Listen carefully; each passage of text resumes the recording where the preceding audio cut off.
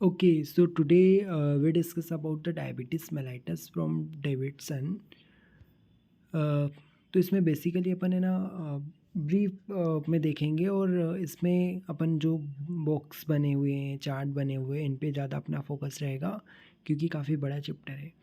तो सबसे पहले क्लिनिकल एग्जामिनेशन की बात कर लेते हैं। तो पेशेंट जो आता है ना तो उसका अपन क्लिनिकल एग्जामिनेशन करेंगे। तो उसमें सबसे पहले अपन क्या जैसे हैंड्स को देखेंगे। तो हैंड्स के लिए अपन प्रे शाइन करवाते हैं, ठीक है। तो यहाँ पे प्रे शाइन इसके लिए डायबिटीज़ के लिए अपन हैंड्स में करवाते हैं। अब ये देखते हैं कि प्रे शाइन में क्या मिलने वाला है, ठीक है। तो पहला एग्जामिनेशन क्या करना है अपन को, हैंड्स का करना है।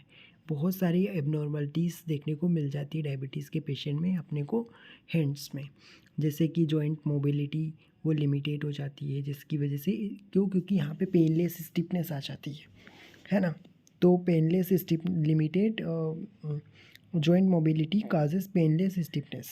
The inability to extend the metacarpophalangeal or interphalangeal joint at least one finger bilaterally can be demonstrated in the prayer sign. जो हमने prayer sign देखा है ना, इसमें क्या होता है, मेटाकार्पोफिलेंजियल और इंटरफिलेंजियल जॉइंट जो है वहाँ पे एटलीस्ट वन फिंगर में मेटाकार्पोफिलेंजियल और इंटरफिलेंजियल जॉइंट वो bilaterally can be demonstrated in the prayer sign. तो यहाँ पे इनएबिलिटी टू एक्सटेंड, वो एक्सटेंड नहीं कर पाएगा, है ना, टू 180 डिग्री एक्सटेंड नहीं कर पाएगा। ये किसको एक्सटेंड नहीं कर पाएगा, ये मेटोकार्पोफिलेंजियल और इंटरफिलेंजियल जॉइंट के लेवल की बात हो रही है। डिप्यूट्राइन कॉन्ट्रेक्चर देखने को मिल सकता है हैंड्स में, है ना, क्योंकि डिप्यूट्राइन कॉन्ट्रेक्चर काजेज नोडुलर और thickening of the skin and नकल पेड।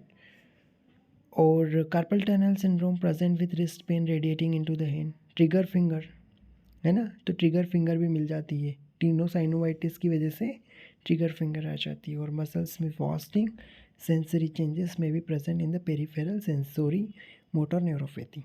तो अपन ने पहला साइन देखा प्रेयर साइन, ठीक है। First sign is prayer sign की ट्रिगर फिंगर वो मेटाकार्पोफिलेंजियल जॉइंट से वहाँ पे एक्सटेंशन नहीं हो पा रहा है उसका पूरी तरीके से, है ना, मेटाकार्पोफिलेंजियल जॉइंट और इंटरफिलेंजियल जॉइंट, ठीक है। एटलीस्ट वन फिंगर में तो ऐसा देखने को मिल सकता है, बाइलेटरली दोनों हाथों में। स्किन में अपन को क्या दिखेगा, बुली पिगमेंटेशन, ग्रेनुलोमा और विटिलिगो। विटलिगो मिल सकता है, बुली फॉर्मेशन हो जाएगा, पिगमेंटेशन देखने को मिल सकता है, एबनॉर्मल पिगमेंटेशन, ठीक है। एक्जिला में कैंथोसिस नाइग्रिकेंस, है ना, थिकनिंग हो जाती है और डार्क पर्पलिस डार्क कलर का डार्क ब्राउन कलर का पिगमेंटेशन, है ना। इंसुलिन रेजिस्टेंस की वजह से क्या होता है, एक्एंथीसिस नाइग्रिकेंस। ये पीसीओडी में भी होता है, लेकिन ये जो भी इंसुलिन रेजिस्टेंस वाली बीमारी है उनमें देखने को मिलता है, क्योंकि पीसीओडी में भी इंसुलिन रेजिस्टेंस हो जाता है तो वहाँ पे भी एक्एंथोसिस नाइग्रिकेंस मिल जाता है। ब्लड प्रेशर चेक करेंगे इसमें। नेक एग्जामिनेशन में अपन कैरोटिड पल्स, ब्रूट्स और थायराइड इनलार्जमेंट की पल्स ज़्यादा तो नहीं आ रही, एबनॉर्मल पल्स चेक करना है अपन को। हेड में अपन को जेंटोलेज्मा मिलेगा, क्रेनियल नर्व पाल्सी, टोसिस मिल सकती है, आईलिड की ड्रूपिंग हो सकती है। आइस में विजुअल एक्यूटी चेक करेंगे, क्योंकि डायबिटीज़ वालों में डायबिटीज़ रेटिनोपैथी कॉम्प्लिकेटेड केस में मिल जाते हैं ना, कैटेरेक्ट मिल सकता है। इंसुलिन इंजेक्शन साइट देखना है, चेक करना है कि इंजेक्शन तो नहीं लगवाए बार बार, तो उससे पता चल जाता है। एब्डोमन में हिपेटोमेगेली मिल जाएगी अपन को। और लेग्स में क्या, मसल्स की वॉस्टिंग होने लगती है, हेयर लॉस होने लगता है, लेग के हेयर लॉस हो जाते हैं, tendon reflex and sensory abnormalities, ठीक है। और फिट्स में ये आप देख ही रहे हैं कि इसमें क्या हो रहा है, पेरिफेरल पल्सेस जो है वो चेंज हो जाएगी, वो नहीं मिलेगी। और इंस्पेक्शन करेंगे वहाँ पे, न्यूरोपैथिक फुट अल्सर, है ना, चारकोट न्यूरोपैथी मिलेगी, ठीक है। तो चारकोट न्यूरोपैथी हो गई, है ना। तो ये सारी चीज़ें अपन को पता होना चाहिए। और monofilament apply gently until slightly deformative at 5 point on, मतलब ये इन पॉइंट्स पे अपन को टच कर करके देखना है, तो उससे अपन को क्या पता चलेगा कि सेंसेशन है कि नहीं है। रेटिनोपैथी यहाँ पे देख रहे हैं अपन, है ना। तो आगे चलते हैं। मेन अपना जो है इसके बॉक्स जो है उन पे फोकस करेंगे अपन। तो मेटाबॉलिक एक्शन ऑफ इंसुलिन, अगर इंसुलिन का मेटाबॉलिक एक्शन इंक्रीज़ हो जाता है तो कब इंक्रीज़ होता है metabolic action of insulin, carbohydrate metabolism, lipid metabolism और प्रोटीन मेटाबॉलिज्म। तो कार्बोहाइड्रेट मेटाबॉलिज्म में glucose transport, glucose phosphorylation, glycogen synthesis, glycolysis और पायरुवेट डिहाइड्रोजिनेस एक्टिविटी और pentose phosphate shunt. Lipid metabolism में triglyceride synthesis, fatty acid synthesis, lipoprotein lipase synthesis और protein metabolism में amino acid का transport और protein synthesis. देखिए metabolic action पढ़ रहे हैं अपन इंसुलिन की कि ये इंक्रीज़ करता है। क्या इंक्रीज़ करता है? कार्बोहाइड्रेट मेटाबॉलिज्म को अगर इंक्रीज़ करेगा तो उसकी वजह से ग्लूकोज का ट्रांसपोर्ट होगा, फिर ग्लूकोज का फास्फोराइलेशन होगा, ग्लाइकोजन का सिंथेसिस होगा, है ना, ये सारी चीज़ें। और लिपिड में ट्राइग्लिसराइड का सिंथेसिस, फैटी एसिड बनने लगेंगे, लिपोप्रोटीन लाइपेज एक्टिविटीज़ और प्रोटीन मेटाबॉलिज्म होगा। और डिक्रीज़ हो गया अगर, तो उससे क्या होगा? Metabolic action of insulin decrease, तो कार्बोहाइड्रेट के लेवल पे क्या होगा? ग्लूकोनियोजेनेसिस, ग्लूकोज बनने लगेगा और ग्लाइकोजन टूटने लगेगा। ठीक है, क्योंकि इंसुलिन की एक्टिविटी कम हो गई तो ग्लूकोज तो बढ़ने लगेगा और ग्लाइकोजन टूटने लगेगा और लिपिड टूटने लगेगा, lipolysis, lipoprotein lipase, कीटोजेनेसिस, ketone body बनने लगेगी, फैटी एसिड ऑक्सीडेशन होने लगेगा लीवर के अंदर और प्रोटीन डिग्रेड होने लगेगा, प्रोटीन भी डिग्रेड हो जाते हैं, इंसुलिन का एक्शन कम होता है तब। ठीक है, आगे चलते हैं। Insulin secretion in response to intravenous और ओरल ग्लूकोज। यहाँ पे एक ग्राफ दिया है कि 0 से 5 मिनट, फिर उसके बाद टाइम के अकॉर्डिंग किस तरीके से इंसुलिन सिक्रीशन बढ़ता है, फिर सेकेंड फेज में जैसे पहले सिक्रीशन नॉर्मल हो रहा था, फिर बढ़ा क्योंकि खाना खा लिया तो बढ़ने लगा, फिर कम हो जाएगा कुछ समय पश्चात। ठीक है, तो आफ्टर ओरल ग्लूकोज और आफ्टर इंट्रावीनस ग्लूकोज देते हैं तो इतना ज़्यादा इंसुलिन नहीं बढ़ता, लेकिन अगर अपन ओरल ग्लूकोज देते हैं तो इंसुलिन का लेवल देख रहे हैं अपन ग्राफ में टाइम के हिसाब से बहुत बढ़ता जाता है, फिर एक टाइम के बाद वापस से डाउन होने लगता है।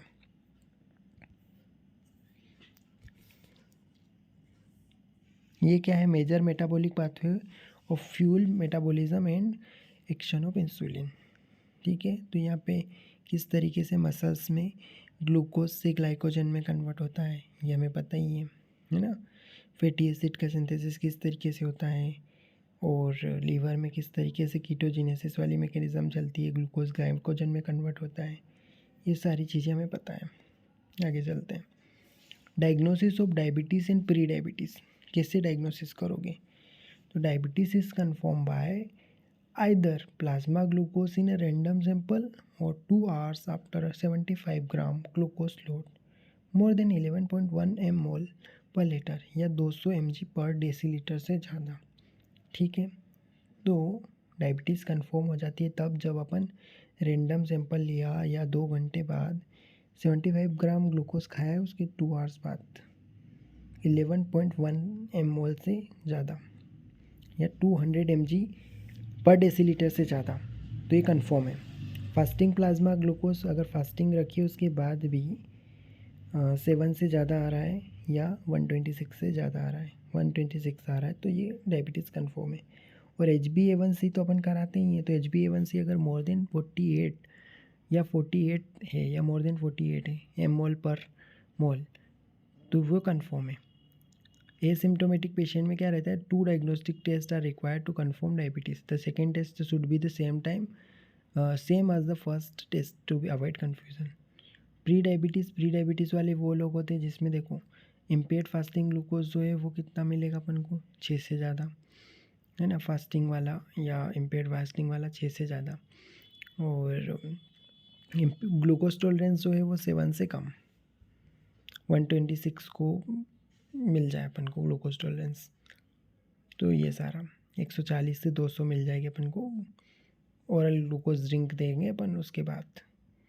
तो HbA1c criteria for pre diabetes vary, the national institute of health and care excellence guidelines recommended considering an HbA1c range of 42 से 47, अगर 42 से 47 mol पर मोल है तो ये प्री डायबिटीज़ को बताता है। और डायबिटीज़ कन्फर्म कब हो जाती है? जब 48 से ज़्यादा है, 48 से ज़्यादा अगर HbA1c है तो कन्फर्म है। ठीक है, और फास्टिंग वाला कितना होना चाहिए? 7 से ज़्यादा तो कन्फर्म है। लेकिन 7 से कम है तो प्री डायबिटीज़ है। ठीक है। अब how to perform oral glucose tolerance, कैसे करोगे ओरल ग्लूकोज टेस्ट? OGTT कैसे करते हैं? प्रिपरेशन करनी पड़ेगी बिफोर टेस्ट। बिफोर टेस्ट आपको अनरेस्ट्रिक्टेड कार्बोहाइड्रेट, है ना, मतलब उसको क्या, कार्बोहाइड्रेट नहीं देना है 3 दिन तक। अनरेस्ट्रिक्ट नहीं, 3 दिन तक रेस्ट्रिक्शन नहीं लगाना है, खाते रहो कार्बोहाइड्रेट। फिर उसको क्या करना है, फास्टेड ओवरनाइट फॉर एटलीस्ट 8 घंटे तक कुछ नहीं, रात भर कुछ नहीं खाना है 8 घंटे। फिर rest for 30 minute. Remain seated for duration of the test with no smoking.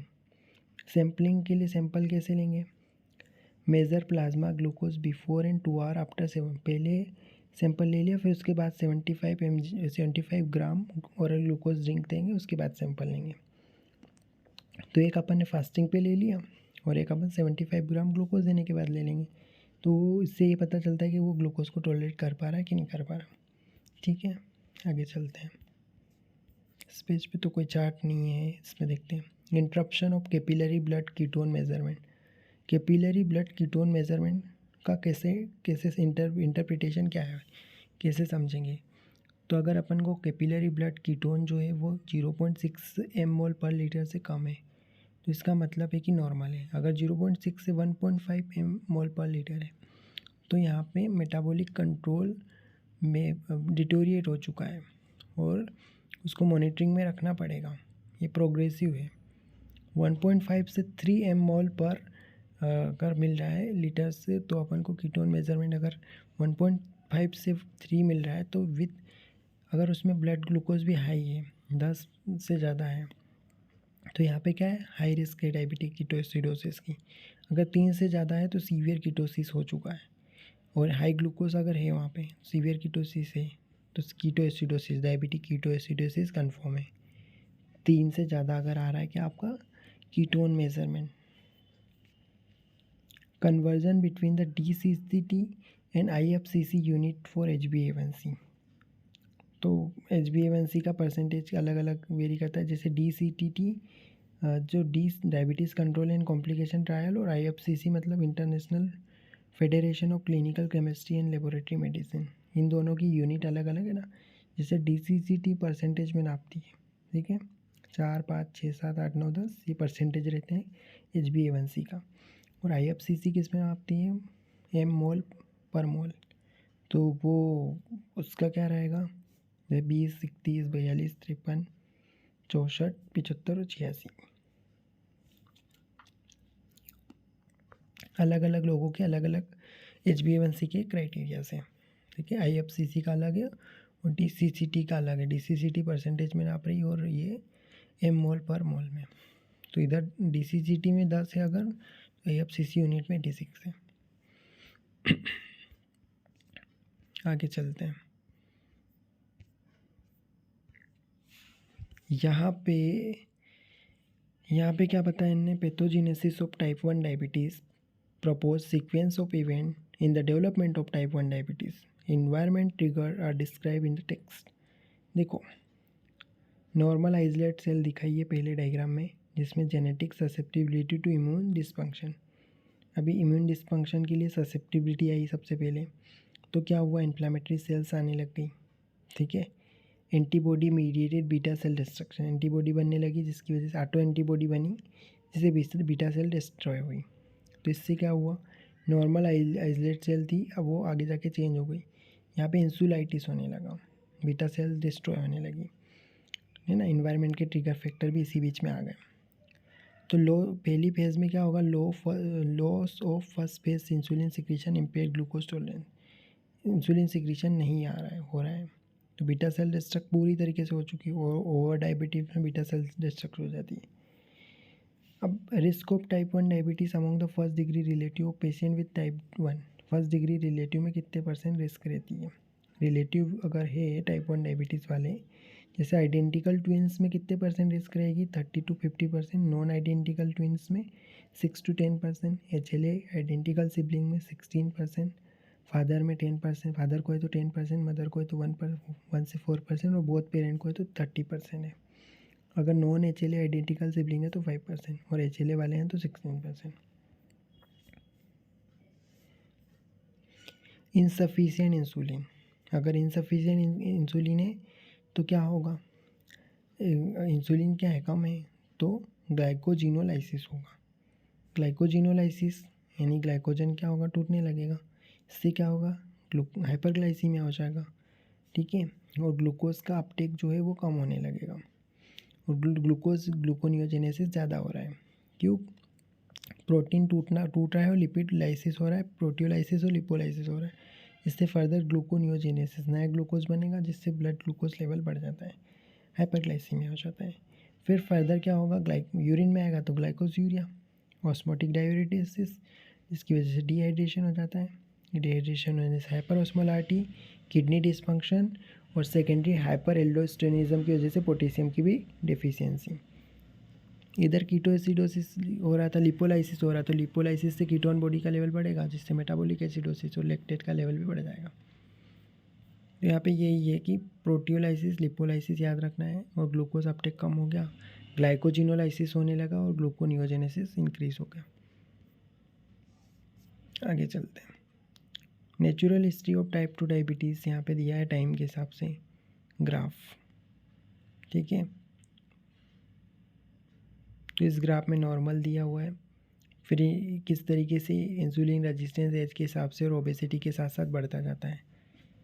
तो हाइपर इंसुलिनीमिया, क्योंकि यहाँ पे इंसुलिन रेजिस्टेंस देखने को मिलेगा टाइप 2 में, तो डाइट कंट्रोल करना पड़ेगा, एंटी डायबिटिक ड्रग्स देने पड़ेंगे, इंसुलिन देना पड़ता है बाहर से।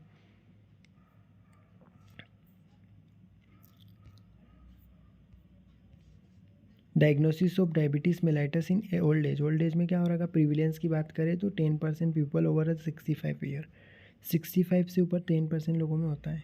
यहाँ पे बीटा सेल्स के फंक्शन इम्पेयर हो जाते हैं, इंसुलिन रेजिस्टेंस देखने को मिलता है। और glycosuria, renal threshold for the glucose rise with age, so glycosuria मिलेगा ओल्ड एज में, है ना। और पेनक्रियाटिक कार्सिनोमा देखने को मिलेगा।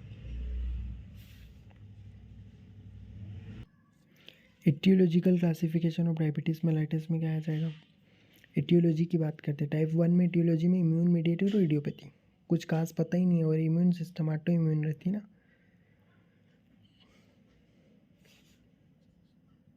टाइप 2 के क्या खास है, बीटा सेल्स का फंक्शन में defect, genetic defect of insulin action, और पेनक्रियाटिक डिसीज़।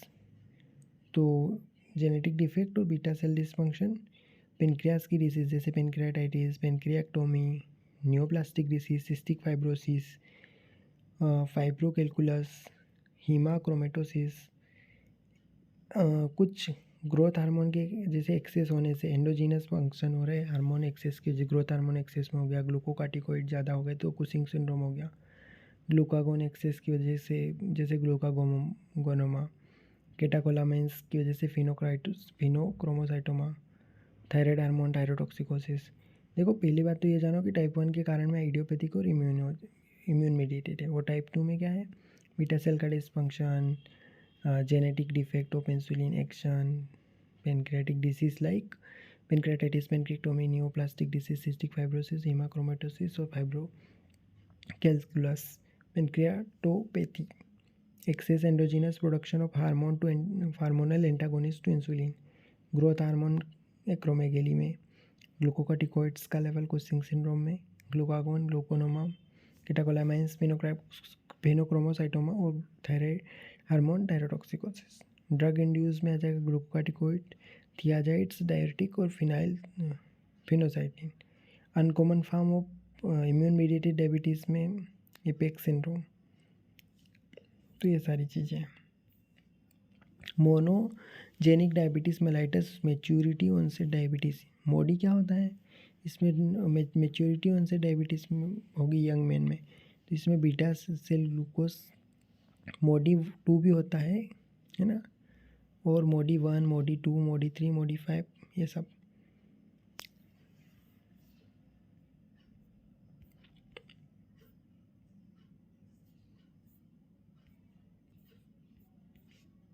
अच्छा, हाइपरग्लाइसीमिया के सिम्टम क्या रहेंगे, thirst, dry mouth, polyuria, nocturia, tiredness, fatigue, lethargy, change in the weight, usually weight loss.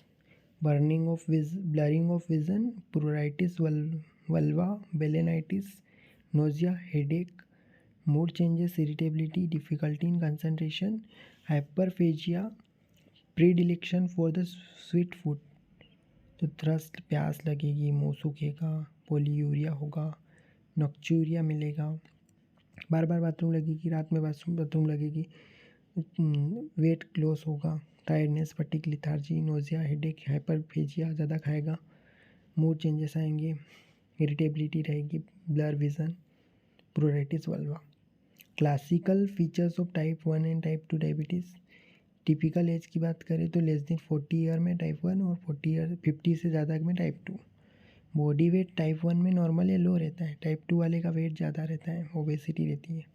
Duration of symptom week, इसमें आने में वीक्स टू मंथ लग सकते हैं, वो मंथ्स टू ईयर लगेंगे टाइप 2 में। कीटोन यूरिया टाइप 1 में प्रेजेंट रहता है, टाइप 2 में नहीं रहता। Rapid death without treatment with insulin, अगर इंसुलिन नहीं दिया गया तो रैपिडली डेथ हो जाएगी टाइप 1 में, बाकी टाइप 2 में डेथ नहीं होती रैपिड। ऑटो एंटीबॉडीज़ किस में बनती है टाइप 1 में। Diabetic complication at diagnosis, complicated diabetes type 2 वाली मिलती है। फैमिली हिस्ट्री टाइप 2 में रहेगी। और ऑटो इम्यून डिसीज किस में मिलेगी, टाइप 1 में। Average loss of fluid and electrolyte in adult diabetic ketoacidosis, तो जैसे फ्लूइड वहाँ पे क्या होता है कि इलेक्ट्रोलाइट लॉस हो जाते हैं, सोडियम, क्लोराइड, पोटेशियम, ये सब लॉस हो रहा है। डायबिटिक कीटोएसिडोसिस के क्या सिम्टम है, polyuria, thrust, weight loss, weakness, nausea, vomiting, leg में क्रैम्प्स, ब्लर विजन और एब्डोमेन पेन। तो पोलीयूरिया है, उसकी वजह से थ्रस्ट आएगी, फिर वेट लॉस हो रहा है, वीकनेस, नोजिया, वॉमिटिंग, लेग्स में क्रैम्प, ब्लर विजन और एब्डोमेन पेन।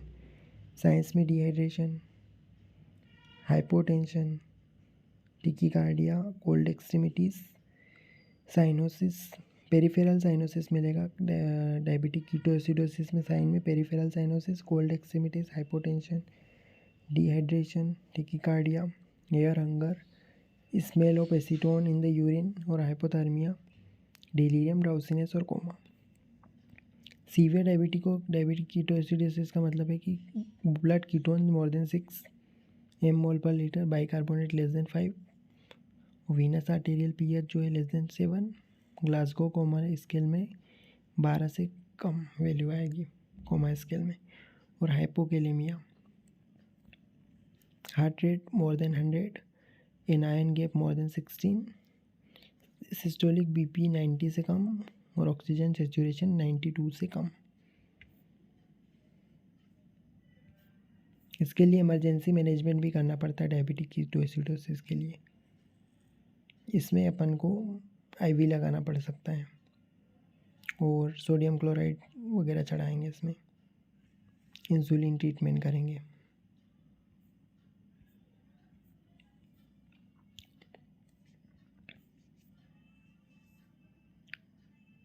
हाइपोग्लाइसीमिया के मोस्ट कॉमन सिम्टम क्या है, हंगर, एंजाइटी, स्वेटिंग, पसीना बहुत आता है, हंगर है, एंजाइटी है, ट्रेमलिंग, पाउंडिंग हार्ट। और न्यूरोग्लाइकोपेनिक सिम्टम है डिलीरियम, नर्वस सिस्टम में delirium, drowsiness, speech difficulty, incoordination, irritability, anger, inability to concentrate. और नॉन स्पेसिफिक में nausea, headache, tiredness. Hypoglycaemia and diabetes common cause and risk factor.